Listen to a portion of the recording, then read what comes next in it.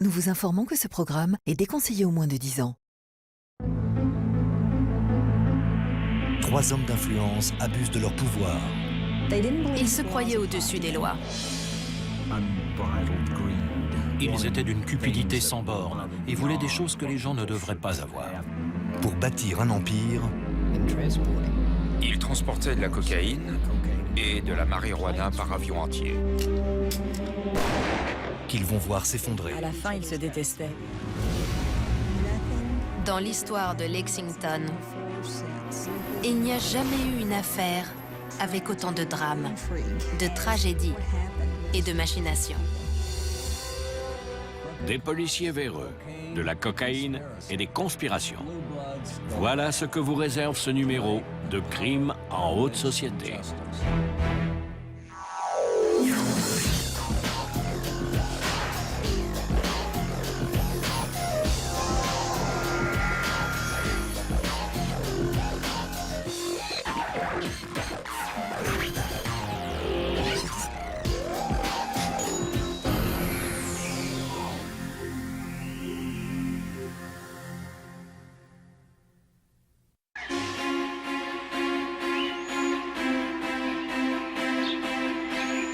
Septembre 1985, Knoxville, dans le Tennessee. Tôt dans la matinée, un homme âgé sort de sa maison et découvre dans son allée le corps brisé d'un parachutiste. Sur le ventre, il a un gros sac de paquetage attaché. Son parachute ne s'est pas ouvert.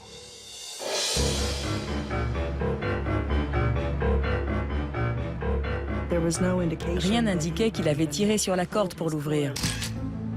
Quand la police arrive, elle découvre dans le sac près de 35 kilos de cocaïne pour un montant d'une valeur de 15 millions de dollars. À une centaine de kilomètres de là, dans la forêt nationale de Nantahala, en Caroline du Nord, des gardes forestiers trouvent un avion qui s'est écrasé sur le flanc d'une montagne. Il n'y a personne à bord, mais les sacs de cocaïne largués au sol retracent l'itinéraire emprunté par l'avion. Il est parti de Géorgie, a dévié par le Tennessee avant de s'écraser en Caroline du Nord. Le corps est identifié. L'homme ne correspond pas au profil classique d'un narcotrafiquant. Il s'agit d'Andrew Thornton, un ancien policier de Lexington dans le Kentucky et fils d'éleveurs fortunés de chevaux. C'est un choc, mais qui n'est que la partie visible de l'iceberg. Andrew Thornton est au centre d'un réseau de corruption depuis 15 ans. Voici l'histoire violente de 3 vieux amis du Kentucky qui ont soif de pouvoir, de richesse et qui vont semer le chaos derrière eux. Andrew Thornton voit le jour en 1944 dans le Kentucky. Il grandit dans les hautes couches de la société. Ses parents possèdent un haras dans les environs de Lexington. C'était l'un des meilleurs haras. Il a joué un grand rôle dans l'élevage de chevaux. Je dirais qu'ils y ont investi beaucoup d'argent. Il était issu d'une famille privilégiée et il était du genre casse-cou. À l'âge de 14 ans, Andrew Thornton est envoyé à l'Académie militaire de Sewanee dans le Tennessee, une école privée chargée de transformer des garçons de bonne famille en jeunes hommes sérieux. Il a fait la connaissance de Bradley Bryant, un autre adolescent issu d'une famille notable de Lexington. C'est le petit-fils d'un ancien maire et il a connu une enfance privilégiée. Mais à l'adolescence, la fortune de sa famille a été dilapidée. Les deux deviennent rapidement amis. Ils étaient comme des frères. Ils avaient une relation très profonde et fusionnelle. Les avis divergeaient quand il fallait désigner lequel des deux était le leader. Certains disaient que c'était Bradley le chef. D'autres disaient non, pas du tout, c'est Andrew. Après leur scolarité à Sewanee, tous deux choisissent la voie militaire. Andrew Thornton aime le danger et trouve sa place en tant que parachutiste dans l'armée. Il est blessé en République dominicaine où les troupes américaines sont envoyées pour mettre fin à un soulèvement. On lui décerne une médaille militaire et en 1965, il retourne à Lexington. Bradley Bryant s'engage dans les marines, mais ne participe à aucune bataille au cours de sa période de service. De retour à Lexington, leur amitié repart de plus belle. Les deux hommes, âgés d'environ 25 ans, se sont mariés récemment et tous deux sont pleins d'ambition. Andrew Thornton travaille au haras familial, mais cette vie est trop calme pour lui. Dans son temps libre, il s'adonne au parachutisme et il passe son brevet de pilote d'avion. Mais un besoin de changement se fait de plus en plus sentir. Sa vie lui semblait ennuyeuse comparée à son expérience de l'armée et de la guerre. À son retour, il aurait voulu qu'il y ait la guerre dans son pays. En 1968, il intègre la police de Lexington alors que celle-ci commence à faire face aux problèmes de drogue nés avec l'émergence d'une culture jeune. Si vous entriez dans la police et que vous vouliez de l'action et des sensations, c'était la brigade antidrogue qu'il fallait intégrer. Andrew Thornton est l'un des premiers policiers à se porter volontaire. Cette unité spéciale satisfait son besoin de sensations et de pouvoir. Très vite, il rencontre d'autres jeunes recrues avec le même état d'esprit que lui. Parmi elles, Henry Vance, un autre descendant d'une des familles les plus anciennes et les plus respectables de Lexington. D'honnêtes gens, travailleurs, pieux et pratiquants, avec l'esprit civique. C'étaient des citoyens parfaits, le genre de personnes que vous voulez dans votre ville.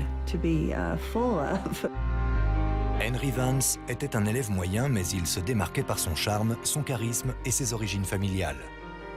À Lexington, ce sont des atouts importants. Après l'université, il a fait du droit, mais a abandonné au bout d'un an. En 1969, c'est un homme marié qui a besoin d'un travail. Son père, qui a des relations, vient alors à sa rescousse. Son père a demandé à un ami de donner à Henry un travail. Voilà comment il est arrivé au bureau du shérif. Il se retrouve rapidement dans la nouvelle unité d'agents infiltrés, aux côtés d'Andrew Thornton. Le courant passe tout de suite entre eux. Henry avait à peu près le même caractère qu'Andrew, même si ce dernier était plus viril. C'était une relation assez étrange. C'est dans cette unité spéciale que tout a commencé. Ces deux jeunes hommes de bonne famille vont être formés à la lutte contre le trafic de drogue. Mais il ne faut pas longtemps avant que ces représentants de l'ordre décident de passer de l'autre côté de la loi pour satisfaire leurs besoins de pouvoir et d'aventure. En 1970, Andrew Thornton et Henry Vance sont des bleus dans la police. Ces jeunes hommes, nés dans des riches familles de Lexington, font partie de la première unité de lutte antidrogue de la ville. Le charisme de Henry Vance fait de lui le porte-parole tout trouvé de l'unité, tandis qu'Andrew Thornton s'infiltre dans le milieu des trafiquants. Il organise des deals et recueille des informations. Leur mission est simple, chasser la drogue de Lexington. Pour cette mission, ils ont le champ libre. La mentalité de la police à la fin des années 60 et pendant les années 70 était grandement influencée par le cinéma et la télé. On privilégiait la répression plutôt que la prévention pour lutter contre les problèmes de criminalité. La répression implique de l'action et les policiers sont des gens qui adorent l'action. La brigade antidrogue commence à enchaîner les arrestations. C'était les prémices de la lutte contre la drogue. Et il n'y avait pas beaucoup de règles. Les autorités ne savaient pas forcément comment s'y prendre. Les policiers étaient très peu surveillés. Andrew Thornton se forge rapidement une certaine réputation. C'était un policier brutal. Je crois qu'il aimait l'idée de pouvoir cogner des têtes. Ils n'étaient pas juste violents, c'était aussi des policiers voyous. Une fois qu'ils ont vu qu'ils s'en tiraient avec leur dérapage, ils ont commencé à faire de plus en plus d'entorses à la loi. Si vous relisez certains documents de l'époque, vous pouvez sentir que certaines personnes les soupçonnaient de placer de la drogue sur des gens pour les arrêter. Mais ce n'est pas tout. Andrew Thornton viole son devoir de protection de la population en devenant lui-même un trafiquant de drogue. Andrew Thornton confisquait la marijuana aux personnes arrêtées. Puis, il la volait dans le casier de pièces à conviction pour la revendre. Andrew Thornton ne fait pas ça pour l'argent, il en a plein. Mais il aime l'excitation que lui procure le fait de commettre un délit et de s'en tirer. Il se pensait imbattable. Il se prenait pour le plus malin, le plus courageux. Ces gens vivaient leur vie en se croyant au-dessus de tout. Pour eux, la fin justifiait les moyens. Ils feraient absolument tout ce qu'ils voudraient, quand ils le voudraient et comme ils le voudraient. Et ils ne toléreraient pas que quelqu'un se mette en travers de leur chemin. Henry Vance, le collègue d'Andrew Thornton, effectue aussi quelques reventes illégales. Mais il n'est pas aussi malin que ce dernier. En imitant la signature du shérif sur un bon de commande pour 25 revolvers, il se fait prendre. Il est renvoyé en mai 1973. Non seulement il se fait prendre pour avoir imité la signature de son supérieur, mais en plus il ment. Cela aurait mis fin à la carrière de n'importe quelle personne, mais celle de Henry Vance n'en est qu'à peine affectée. Jouant de ses relations, il trouve un poste au Capitole du Kentucky un an plus tard. Cela ne fait aucun doute que grâce à sa famille et à des connaissances haut placées, il a bénéficié d'un traitement de faveur. Pendant que Henry Vance et Andrew Thornton abusaient de leur pouvoir et de la confiance des citoyens de Lexington, Bradley Bryant, l'ancien camarade d'Andrew, était parti à l'Est pour faire fortune. Bradley Bryant est entré en relation avec un homme d'affaires de Philadelphie, un multimillionnaire. C'est comme ça qu'il a été amené à côtoyer la très haute société. Bradley Bryant habite dans une banlieue chic de Philadelphie. Il mène une vie encore plus luxueuse et opulente que celle qu'il a connue dans le passé. Avec sa femme, il se rend souvent à Las Vegas, où son beau-frère est une star des casinos. Il passe de plus en plus de temps dans la ville du péché, au milieu des flambeurs et des gangsters. C'est la vie fastueuse dont il rêvait. C'est là que Bradley Bryant s'est fait des contacts avec des gens capables d'importer de grandes quantités de toutes les drogues possibles. Marijuana, cocaïne, héroïne. Chacun de leur côté, ils entrevoient une possibilité dans l'univers du trafic de drogue. Andrew, en bout de chaîne à Lexington, du côté de la distribution, et Bradley en fournisseur potentiel à Las Vegas. Les deux ont soif. Bradley d'argent et Andrew de risque et d'aventure. Le trafic de drogue leur offre tout cela. En 1975, les deux hommes unissent leurs forces. Ils fondent Executive Protection, une société de sécurité privée. Officiellement, c'est une compagnie en règle qui fournit des gardes du corps aux amis de Bradley Bryant à Las Vegas. L'entreprise avait pas mal de clients. Ils avaient des contacts et des contrats qui ont vite rapporté de l'argent. Mais officieusement, Executive Protection est une société écran qui leur sert à acquérir des armes pour leur trafic.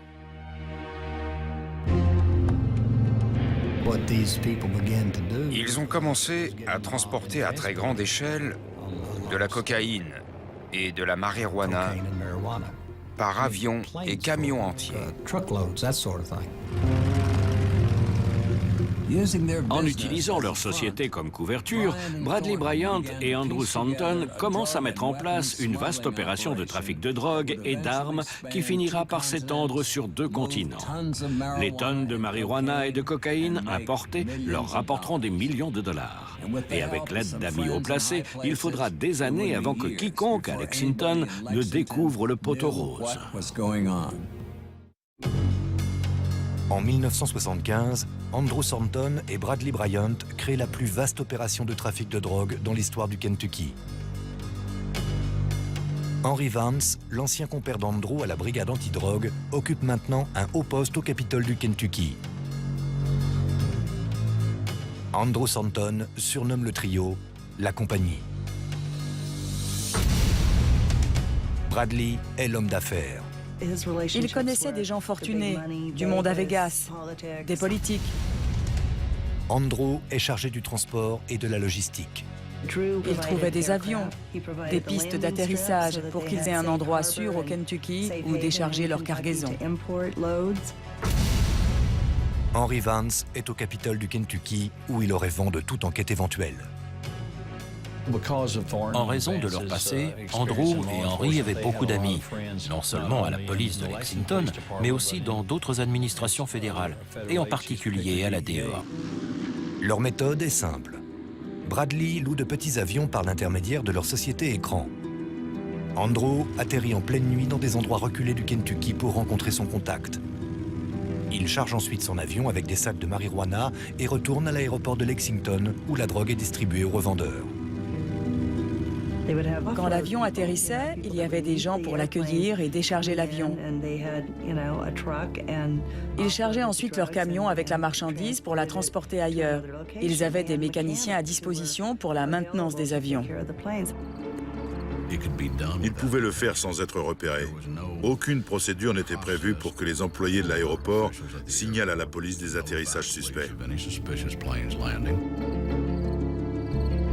En 2 ans, la compagnie devient une entreprise de contrebande à part entière, enregistrant un bénéfice annuel de plusieurs centaines de milliers de dollars grâce à la revente de marijuana. Rappelez-vous, Andrew Thornton est flic à Lexington. Il sait comment exploiter les failles de la police sans se faire remarquer. Son seul problème, c'est qu'il ne sait pas quand s'arrêter. Il avait besoin de faire les choses en grand, d'être celui qui était au courant de tout. Il aimait les secrets. Il était aussi motivé par l'argent et le pouvoir. Et le trafic de drogue peut procurer tout ça. En janvier 1977, Andrew Thornton démissionne de la police.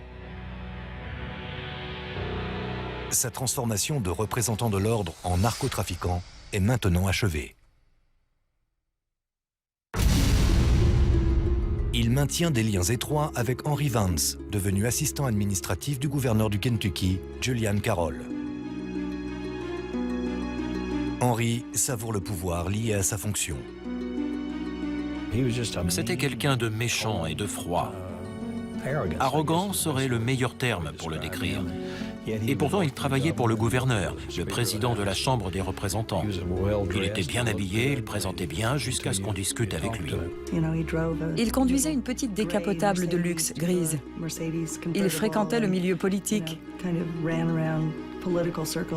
Il y avait une cruauté chez lui, mais qui ne se voyait pas en surface. Henry Vance est les yeux et les oreilles d'Andrew Thornton au bureau du gouverneur. Mais en public, il choisit d'afficher une image irréprochable.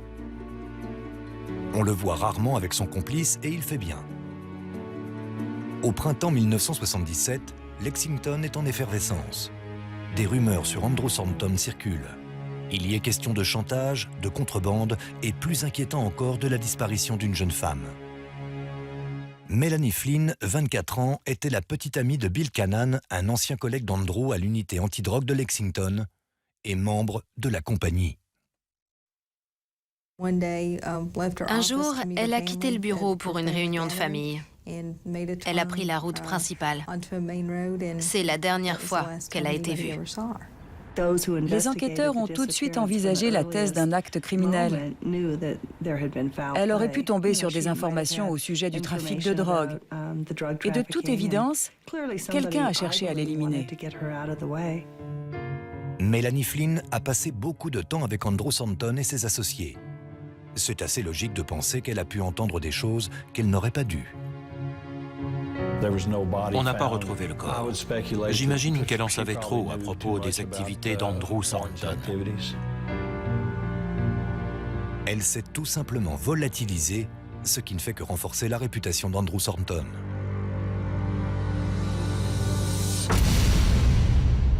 En 1978, Bradley Bryant se sent prêt à lancer la compagnie dans la cour des grands, en s'associant avec des barons internationaux de la drogue, Lee et Jimmy Chagra. La famille Chagra était le fournisseur. Ils avaient des contacts directs avec les cartels colombiens, les trafiquants d'héroïne au Moyen-Orient. En gros, ils avaient la drogue. Et Bradley et Andrew avaient le système de distribution. Mais les Chagra font l'objet d'une enquête du FBI et Andrew Stanton ne veut pas que la compagnie en fasse les frais. C'est un des premiers sujets de friction entre Bradley Bryant et Andrew Stanton. Andrew ne voulait pas que Bradley laisse les Chagra intégrer leur organisation. Mais Bradley Bryant est déterminé. Et il finit par convaincre Andrew qu'un partenariat avec les Chagra est la clé pour étendre leur opération au-delà du Kentucky. Andrew s'est peut-être conformé au plan de Bradley, mais cela ne l'enchante pas de s'associer avec les frères Chagra. Très rapidement, leurs méthodes violentes vont commencer à diviser les membres de la compagnie, qui ne tardera pas à être traqués de toutes parts. À la fin de l'année 1978, Andrew Stanton et Bradley Bryant, maintenant associés aux frères Chagra, s'apprêtent à mener leur plus grande opération à ce jour. Faire passer par avion 10 tonnes de marijuana de première qualité depuis la Colombie jusqu'à Lexington. Les frères Chagra font l'objet d'une enquête fédérale depuis plus d'1 an. Les preuves contre eux s'accumulent. Andrew Stanton et Bradley Bryant savent que leurs associés de Las Vegas ont la réputation d'être sans pitié. Malgré ça, ils n'auraient pu prévoir la tournure des événements. Le 21 novembre 1978, des hommes armés ouvrent le feu sur James Kerr, le procureur chargé de l'enquête sur les frères Chagra, alors qu'il est dans sa voiture. Par miracle, il s'en sort indemne. 1 mois plus tard, Lee Chagra est assassiné par balle dans son bureau par un agresseur inconnu. Ces attaques médiatisées ne font qu'amplifier la pression autour d'une opération de contrebande déjà risquée. Malgré les réticences d'Andrew Stanton, la compagnie décide de poursuivre ses plans. Le 10 janvier 1979, Andrew s'envole à bord d'un DC-4 pour les jungles sud-américaines. La nuit suivante, il retourne à Lexington avec 10 tonnes de marijuana d'une valeur de près de 2 millions de dollars. À l'aéroport, son équipe, sous les ordres d'un homme dénommé Mike Kelly, décharge la marchandise. Quelqu'un se charge ensuite de piloter l'avion jusqu'à un petit aérodrome aux alentours de Louisville, où il est abandonné. À l'époque, j'étais journaliste spécialisée dans les affaires policières. Et une nuit, j'ai entendu sur leur radio que les autorités fédérales avaient saisi un avion à l'aéroport de Louisville.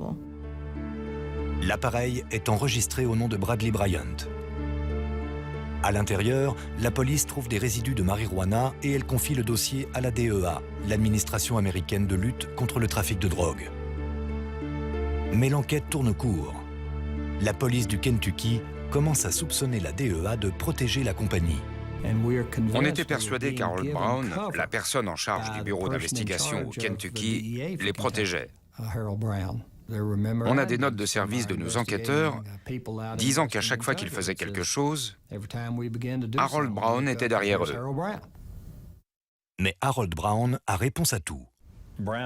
Il disait qu'Andrew Stanton était un informateur.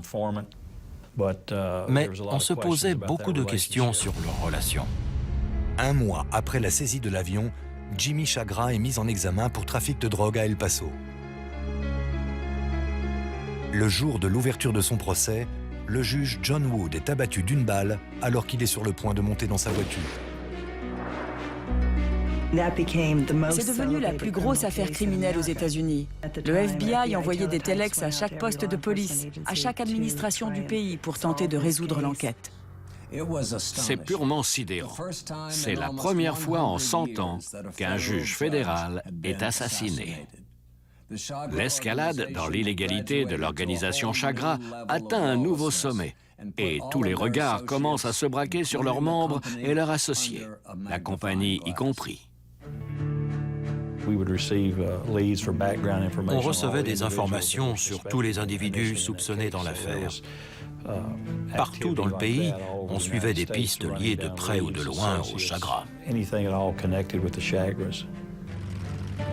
L'inquiétude d'Andrew Thornton apparaît maintenant justifiée. Après l'assassinat du juge, la paranoïa s'est installée. Andrew savait qu'il avait eu raison de ne pas vouloir s'associer avec les Chagras. Andrew rencontre Bradley pour lui dire qu'il est temps de rompre les liens avec l'organisation Chagras. Mais à la surprise d'Andrew, Bradley lui annonce que non seulement il ne veut pas mettre fin à leur partenariat, mais qu'en plus, il a l'intention de prendre le contrôle de tout leur réseau sud-américain. Pour Andrew, c'est la goutte qui fait déborder le vase. C'est là qu'a eu lieu la rupture. Andrew est parti de son côté et Bradley a créé sa propre entreprise de trafic de drogue. Bradley Bryant ne compte pas laisser le meurtre d'un juge fédéral se mettre en travers de son chemin. Il planifie sa plus audacieuse opération. Il a un cousin qui travaille à la base navale de China Lake, en Californie, et qui détient un haut niveau d'habilitation de sécurité. À la fin de l'été, il le convainc de voler du matériel de la base, dont des lunettes de vision nocturne et 1500 munitions. Il stocke une partie des armes dans un entrepôt de Lexington et s'envole avec le reste en Colombie, où il l'échange contre de la cocaïne. Il agit désormais seul, sans le soutien d'Andrew Thornton, et sans aucun contact avec Henry Vance, occupé au Capitole du Kentucky. Devenu assistant du président de la Chambre des représentants, Henry Vance est soucieux de protéger son image de fonctionnaire dévoué. Henry Vance faisait profil bas au travail. Il était au courant de toutes leurs activités, donc il avait beaucoup à perdre. Mais Henry Vance reste un personnage arrogant et impitoyable. Quand les choses commencent à mal tourner pour ses camarades, il va chercher à sauver sa peau par tous les moyens. La compagnie s'est scindée. Bradley Bryant fait désormais cavalier seul et prévoit de se faire des millions en échangeant des armes volées contre de la cocaïne. En janvier 1980, dans un hôtel de Philadelphie, une femme de chambre sent une odeur de marijuana provenant d'une chambre. Le directeur de l'hôtel appelle la police. La police de Philadelphie est arrivée en pensant trouver de simples fumeurs de hash. Mais quand elle est entrée dans la chambre, elle a compris que c'était quelque chose d'une plus grande ampleur. La police trouve un registre avec une liste de noms et de numéros de téléphone, un appareil pour brouiller les communications téléphoniques, 25 000 $ en espèces, des armes semi-automatiques et un contrat de location d'un entrepôt à Lexington. Elle découvre que la chambre d'hôtel a été payée au nom de Bradley Bryant. Ce dernier est introuvable, mais son opération commence à aller à volo. La police finit par retrouver sa trace à l'aéroport de Philadelphie, où il est arrêté alors qu'il tente d'embarquer sur un vol en direction d'Atlanta. Ce type, pendant des années, fait passer de la drogue et des armes depuis et vers l'Amérique du Sud sans se faire prendre. Et qu'est-ce qui a tout fait capoter? Une femme de chambre. Peut-être aurait-il dû être plus généreux dans ses pourboires. Les autorités de Philadelphie remettent le contrat de location de l'entrepôt à la police de Lexington. La police a fait une descente dans l'entrepôt avec l'ATF. Ils y ont trouvé le matériel qui venait de China Lake. À l'intérieur de l'entrepôt, ils trouvent un arsenal d'armes d'une valeur de 250 000 $, dont une mitrailleuse calibre 50 et 21 pistolets à impulsion électrique. Également, une lunette de vision nocturne. La police identifie qu'elle provient de la base navale de China Lake, en Californie. Bradley Bryant est poursuivi pour possession d'armes non déclarées, puis remis en liberté contre le versement d'une caution de 50 000 $. Son arrestation surprend toute la ville. Mais que se passait-il sous notre nez sans qu'on le sache? C'était un vrai choc. Si un truc de ce genre pouvait arriver à Lexington, qu'est-ce que c'était dans le reste du monde? Au début, les gens n'y croyaient pas. Ils se disaient qu'ils ne devaient pas vraiment être impliqués là-dedans, qu'il devait s'agir de quelqu'un d'autre dans un autre pays. Le procès de Bradley Bryant s'ouvre au printemps de l'année 1980. Les preuves contre lui semblent accablantes. 3 semaines plus tard, le jury prononce son verdict. Il a été acquitté. Tout le monde était stupéfait par le verdict, même le juge. Incroyable. La police trouve un entrepôt rempli d'armes et le jury ne condamne pas Bradley Bryant. Mais ce dernier ne va pas tarder à donner aux agents fédéraux ce qu'ils recherchent. En mai 1981, il est pris en flagrant délit dans l'Illinois alors qu'il tente de vendre 350 kilos de marijuana à des agents infiltrés de la DEA. Arrêté et placé en garde à vue, il se voit mis en examen par l'État de Californie pour possession de matériel volé à China Lake, association de malfaiteurs et trafic de marijuana. C'étaient des trafiquants de drogue. Ils volaient du matériel pour l'échanger contre de la drogue. Bradley Bryant plaide coupable et est condamné à une peine de 15 ans de prison. Sally Denton, correspondante pour une chaîne de télévision de Lexington, couvre l'affaire. Quand je suis arrivée à Lexington et que j'ai commencé à enquêter un peu sur l'affaire, j'ai été surprise par le peu d'informations disponibles et surtout par le peu d'intérêt que l'affaire suscitait. In their zeal to get Bryant, authorities have also been turning up the heat on many of his known and alleged associates, including a number of men from central Kentucky.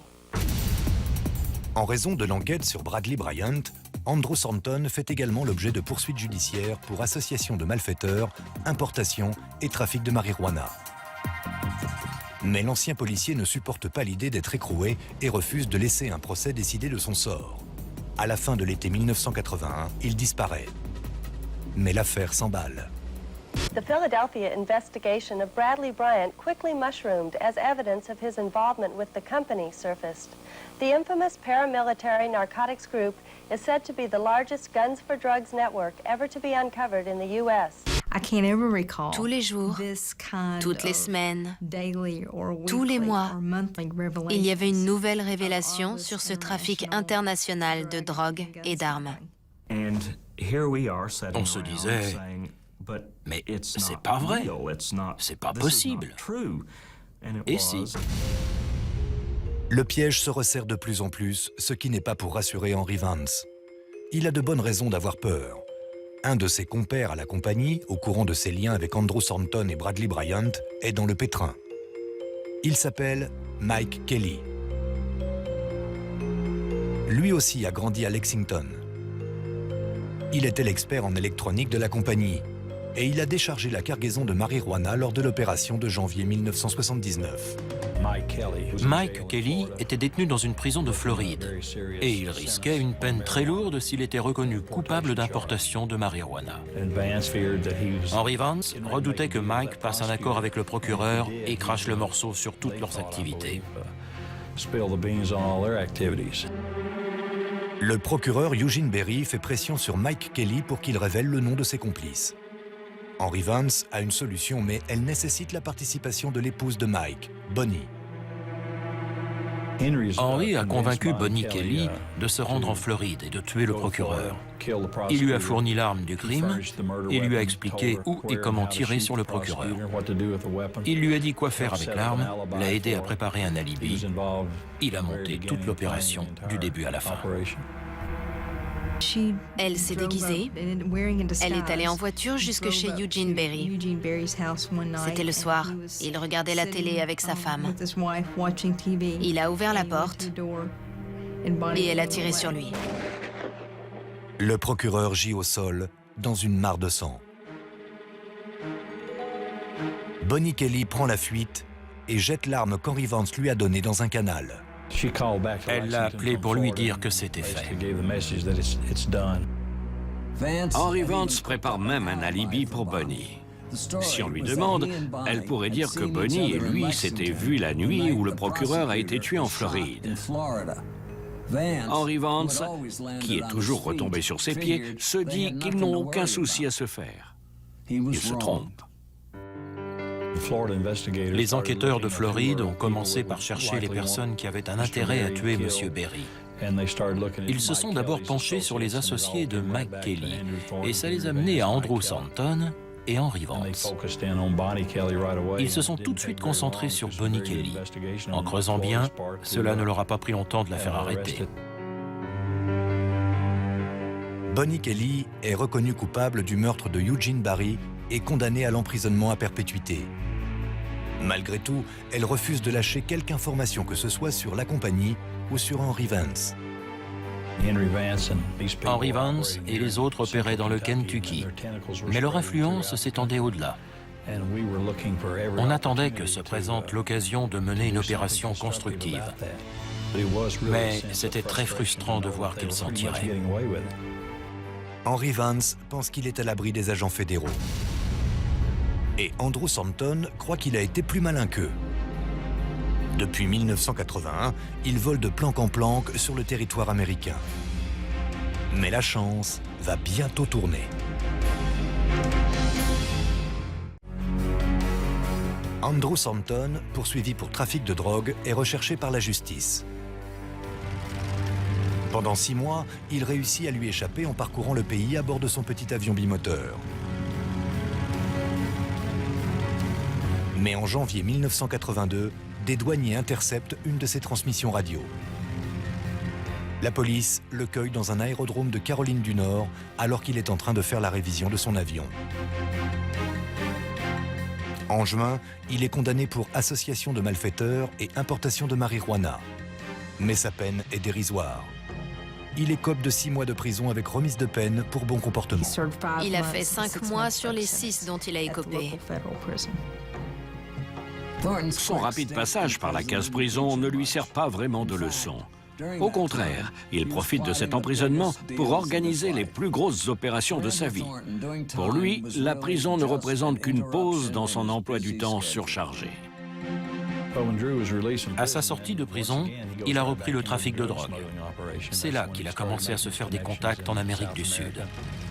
Mais les autorités n'ont aucune preuve leur permettant d'affirmer qu'il continue ses activités illicites. Et pendant un moment, elles l'oublient. Jusqu'en 1985, lorsque le FBI reçoit une information. Il était impliqué dans un trafic de cocaïne. À partir des infos de notre indique, on a ouvert un dossier. Il a approché un cartel de cocaïne colombien. Il avait une quantité illimitée de cocaïne qu'il pouvait faire entrer aux États-Unis. Il était devenu quelqu'un d'encore plus important qu'avant. Au cours des mois suivants, Andrew Stanton planifie son opération. Mais il ignore que les services fédéraux le surveillent. À la mi-septembre, il pilote un avion en direction de l'Amérique du Sud. Certains disaient qu'il comptait arrêter après ce vol, que c'était sa dernière opération. Andrew décolle de Lexington à bord de son avion bimoteur pour la Colombie. Il le charge avec près de 100 kilos de cocaïne d'une valeur de 37 millions de dollars. Puis il prend le chemin du retour, pensant qu'il ne risque plus rien. Mais en réalité, les agents fédéraux sont à ses trousses. Il savait qu'il le traquait. Andrew Stanton panique. Pour éviter l'arrestation, il décide d'abandonner l'avion, mais il tient à sauver la cargaison. Il passe en mode pilotage automatique et commence à jeter les sacs de paquetage remplis de cocaïne. Il attache le dernier sac de 35 kilos sur lui, met son parachute et saute de l'avion comme il l'a déjà fait un millier de fois auparavant.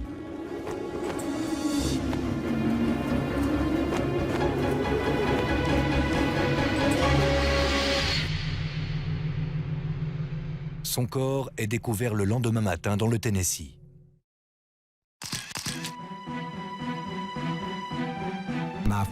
Ma première réaction a été la surprise. C'était quelqu'un qui savait ce qu'il faisait. Comment avait-il pu échouer? Puis on a tous commencé à se poser des questions. A-t-il été percuté par une partie de l'appareil? Était-il inconscient? Est-ce le parachute qui n'a pas fonctionné? Personne n'a jamais su ce qui n'avait pas fonctionné lors du dernier saut d'Andrew Stanton. Mais une chose est claire. En 1985, plus personne n'avait de doute concernant les activités illégales d'Andrew Stanton. Il était tombé du ciel avec 35 kilos de cocaïne sur lui. Andrew Stanton est maintenant mort. Bradley Bryant est en prison. La compagnie n'existe plus. Mais pour Henry Vance, le dernier membre du trio, l'histoire n'est pas encore terminée. Décembre 1986.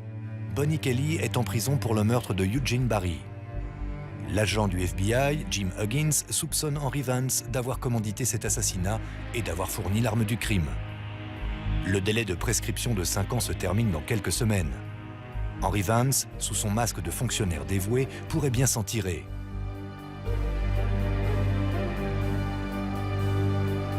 L'agent spécial Huggins sait qu'il a encore un moyen de le traduire en justice. Bonnie Kelly avait refusé de parler à quiconque en Floride. Alors, je suis allé la voir avec un autre agent et on l'a convaincue de nous parler. Comme elle l'a dit plus tard, c'était pour elle un moyen de faire face à son acte. En janvier 1987, Bonnie Kelly témoigne devant un jury que c'est Henry Vance qui a échafaudé tout le meurtre et qu'il lui a donné l'arme pour tuer le procureur.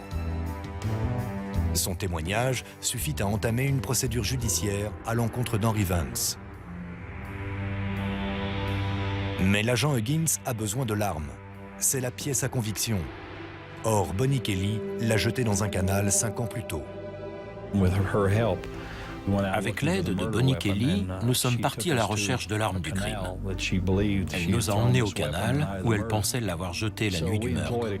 On a loué les services d'un employé d'une casse. Il est venu avec son électroaimant sur les lieux. À la première plongée de l'appareil, on l'a trouvé. C'était extraordinaire de réussir à trouver l'arme 5 ans après. Henry Vance est reconnu coupable en octobre 1987 et condamné à 15 ans de prison. Malgré ce verdict, ses liens avec des personnages haut placés demeurent.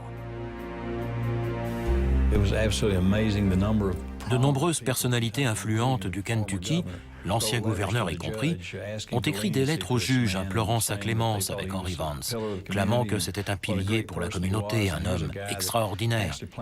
Mais c'est un criminel sans pitié qui a organisé le meurtre d'un procureur. À la prononciation de la condamnation d'Henry Vance, l'identité des membres de la compagnie est révélée. Le juge fédéral a cité chacun d'entre eux, Andrew Thornton, Henry Vance, et il a ajouté « Qui se ressemble s'assemble ». Vous avez perpétré ces crimes pendant des années. Voilà où vos relations vous ont mené.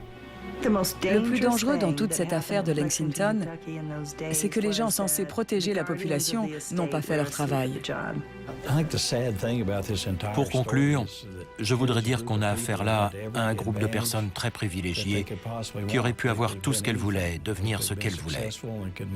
Elles auraient pu réussir dans la vie et rendre heureux leur entourage. Mais ces hommes ont choisi une autre route et ce choix a engendré beaucoup de tristesse et de destruction.